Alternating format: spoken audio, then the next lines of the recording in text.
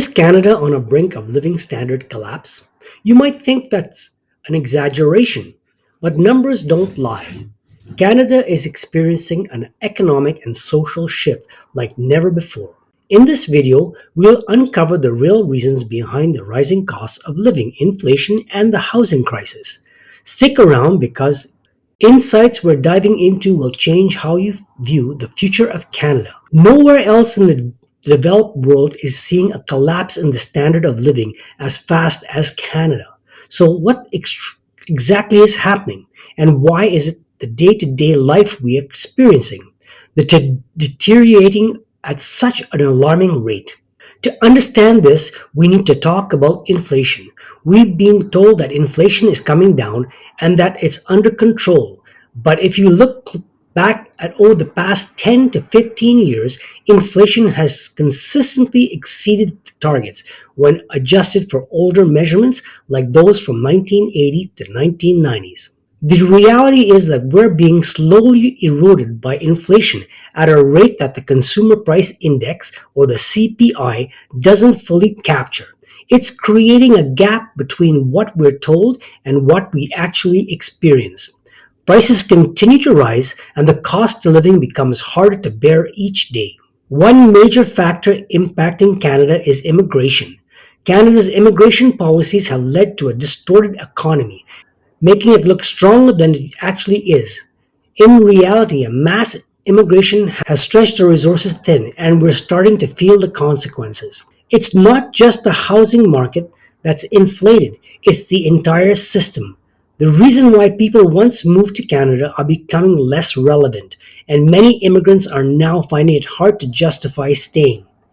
Economic struggles are hitting home for everyone, and it's becoming clear that the standard of living is failing.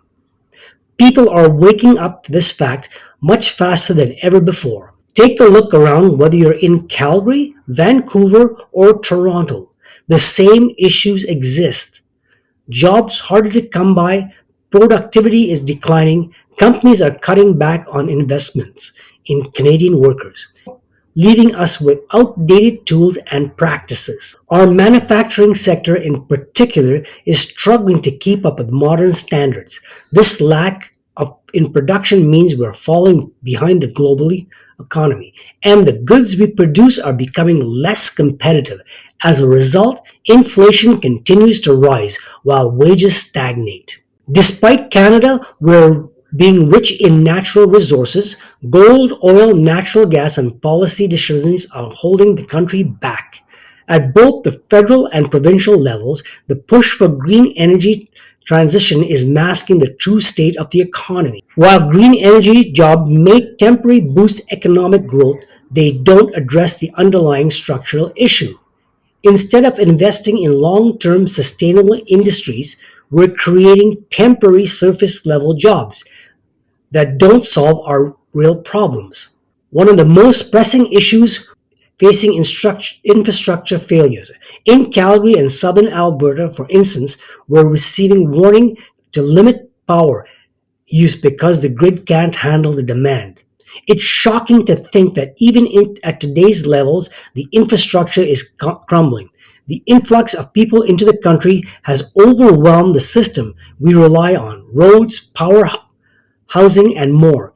Canada's infrastructure simply can't keep up with the increasing population, and it's causing a ripple effect across the economy. The housing bubble is another major issue. No matter where we are in Canada, the housing market just doesn't make sense anymore. In most cases, buying a home has become nearly impossible unless you're in a unique financial situation. Speculators and the real estate investors have driven up the prices to unsustainable levels, and regular people are being priced out of the market. Even more alarming, speculators aren't even turning a profit. The market has become a playground for speculation, especially in cities like Calgary, Toronto, and Vancouver. People are buying properties that aren't profitable, and this is only driving the bubble higher. Meanwhile, the wealth gap continues to grow. At the top 10% of earners are accumulating more wealth, while the rest of the population struggles.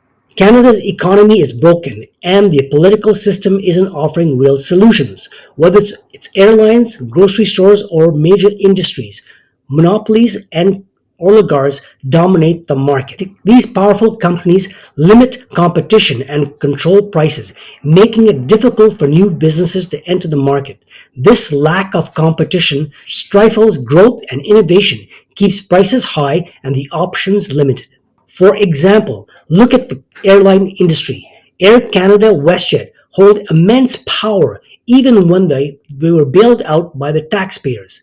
There was no real accountability. The government could have taken stake in these companies or broken them up to increase competition, but instead the status quo was maintained. This is the same story across various industries, where a handful of large companies hold all the power, leaving consumers to bear the burden of higher costs. The core issues boiling down to overlending.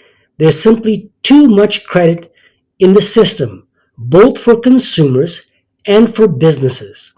The economy can't keep up with the rapid expansion of credit, and we're nearing a dangerous tipping point. Wages aren't rising fast enough to keep pace with the debt, creating a dangerous gap. Credit continues to grow, but the incomes are stagnant, or worse, declining. This imbalance is unsustainable and will eventually lead to a financial breaking point. This scenario feels eerie, similar to the lead up to the 2008 financial crisis. Back then, the signs of trouble began in the lower income groups, but quickly spread to the middle class and beyond. People often think I'm doing okay, so it doesn't affect me, but that mindset is dangerous. When the standard of living declines for any group, it impacts everyone. Ignoring these warning signs will only lead to more significant problems down the road. Now is the time to prepare. Make sure your finances are in order. Know your budget, have a plan for emergencies, and diversify your financial resources. Too many people are unaware of their financial situation. They don't know how much they're spending compared to what they're earning. This lack of awareness can lead to severe financial consequences. If you found this video helpful, don't forget to hit the like button, subscribe, and leave your comments below, sharing your thoughts on the situation. Do you think Canada's standard of living will recover, or are we headed for a deeper crisis? Let me know. I'd love to hear from you. Thanks for watching.